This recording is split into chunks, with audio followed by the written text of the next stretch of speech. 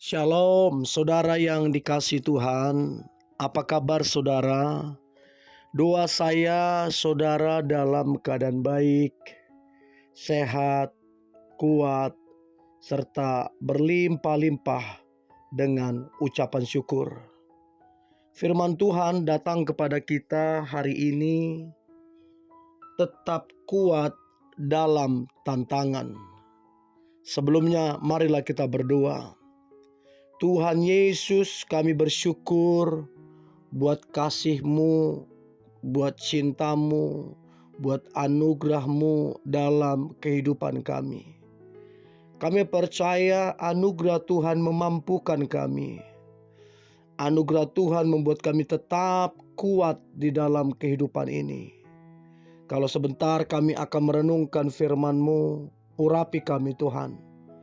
Agar kami mengerti firman-Mu, terlebih kami menjadi pelaku firman-Mu.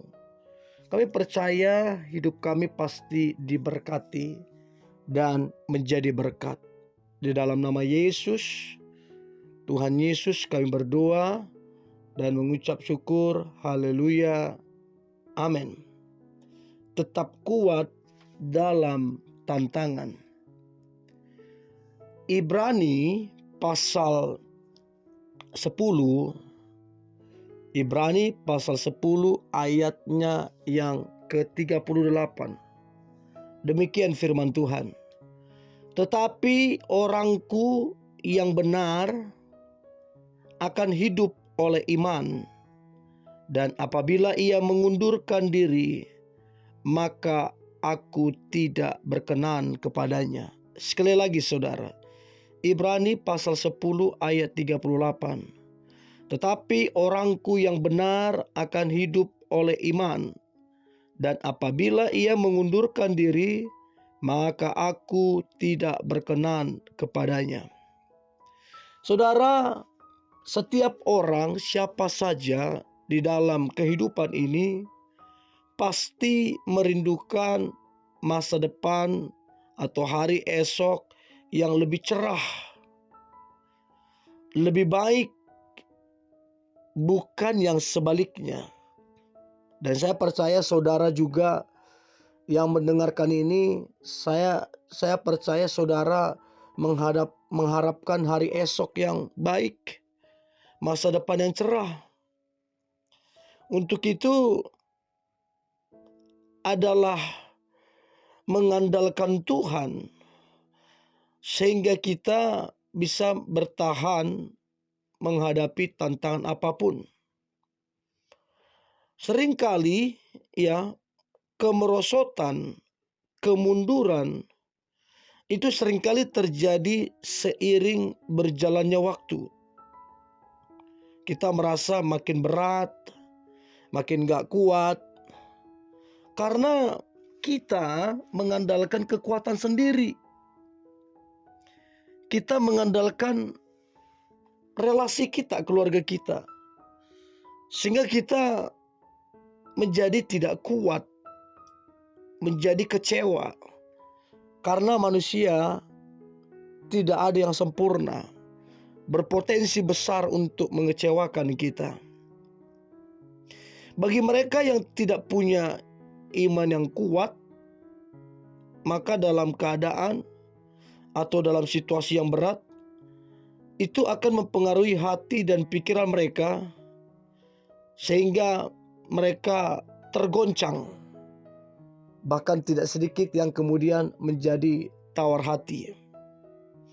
Nah, firman Tuhan datang kepada kita, Amsal 24 ayatnya yang ke-10. Jika engkau tawar hati pada masa kesesakan, kecillah kekuatanmu.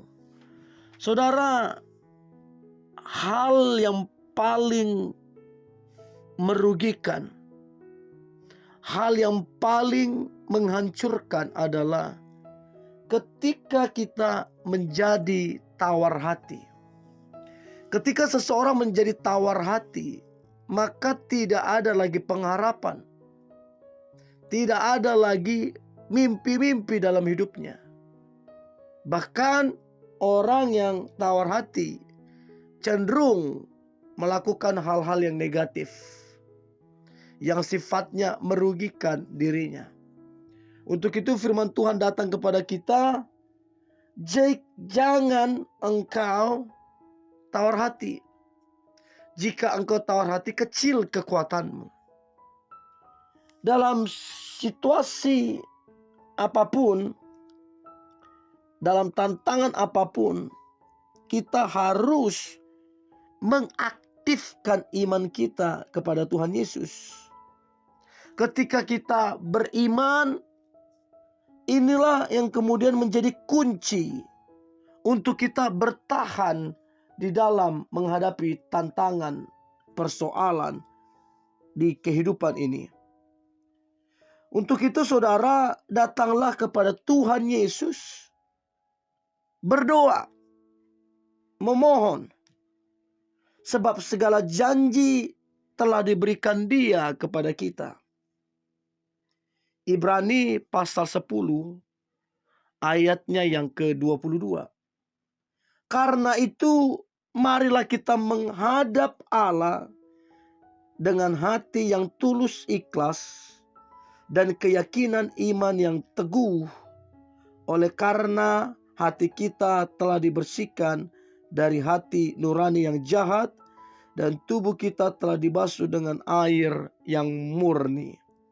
Jadi saudara yang dikasihi Tuhan, Alkitab bilang teruslah memandang, teruslah menghadap kepada Tuhan. Sebab hanya di dalam Tuhanlah kita memperoleh kekuatan yang sejati. Hanya di dalam Tuhanlah kita memperoleh kemenangan demi kemenangan. Alkitab tadi katakan, mari kita menghadap kepada Allah dengan ikhlas, dengan iman yang teguh, supaya dalam hidup ini kita kuat, supaya dalam hidup ini kita berkemenangan. Tanpa iman, saudara, tanpa iman, tak seorang pun dapat bertahan dalam hidup dengan benar. Sebab selama di dunia ini kita tidak bisa menghindarkan yang namanya pencobaan, tekanan, himpitan masalah, sakit, penyakit, dan lain-lain. Kita seringkali gak bisa bertahan menghadapinya karena kita mengandalkan kekuatan kita. Dan seringkali kita seolah-olah gak bisa menghindarinya, karena sekali lagi kita sering mengandalkan kekuatan kita. Oleh karena itu saudara, jangan hidup menurut kehendak sendiri. Jangan hidup di luar kasih karunia Tuhan. Tapi hiduplah di dalam kemurahannya. Hiduplah di dalam anugerahnya. Itu yang akan membuat kita tetap kuat menghadapi tantangan apapun. Iman bukanlah tindakan yang nekat.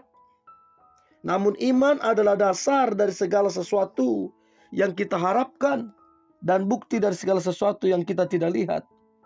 Meski berada di tengah tantangan yang berat sekalipun, orang yang memiliki iman takkan pernah menyerah kepada tantangan itu, kepada keadaan itu. Apabila sampai putus pengharapan,